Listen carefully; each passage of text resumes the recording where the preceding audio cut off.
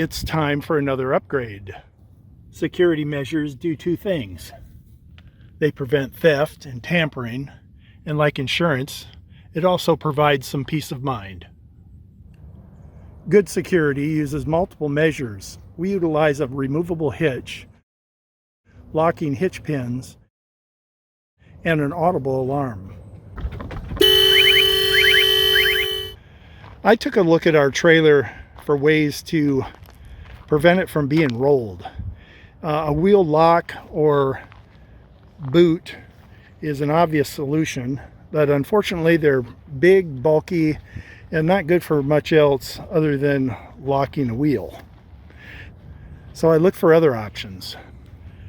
When I got around to the front of the trailer, I noticed the solid build of our tongue jack, and I realized if I could lock it in the extended position, there wouldn't be any way to pull it forward without plowing a big ditch or causing pretty significant damage to the front end of the trailer. So I went about looking for a way to lock the jack in that extended position. Now, any lock can be defeated, but the Kryptonite New York Forget About It is considered to be one of the toughest locks around. Unlike wheel locks and boots, this lock is pretty compact, and it can be used for other tasks like locking up the bicycles. Here's how it works. The jack gets fully extended, then the lock is attached.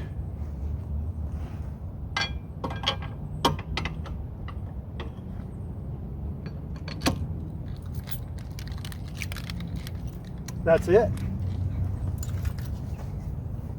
The jack can't be raised because it's already fully extended, and it can't be lowered because the lock is in the way. So that's going to require a cutting torch or grinder to defeat the lock and cut off the tongue, cut off the lock. It's going to make a racket. It's going to take a lot of work and specialized equipment along with other security measures. It's a good prevention. The only preparation for this was drilling 2 holes about 4 inches apart. I did this myself with a common hand drill, but it can be taken to any shop. They could do it in a couple of minutes. If you don't have the tools or the desire to drill your own holes, I would suggest taking it in along with the lock to make sure everything lines up properly. And you need full extension, and you need just enough clearance for the lock to pass under the trailer frame. You may be wondering about the fasteners for the jack itself. Those have been replaced. Hardened steel and stainless steel are both difficult to cut, and these cone nuts require a special tool for removal. The bottom pair are really tucked away behind the frame of the trailer. Very difficult to get a grinder or such to that area. I think adding the security fasteners was worthwhile, but it might be considered overkill. Without a functioning tongue jack, the front of the trailer is going to just drop, and it's going to be difficult to connect this to a tow vehicle. It's just another measure for prevention.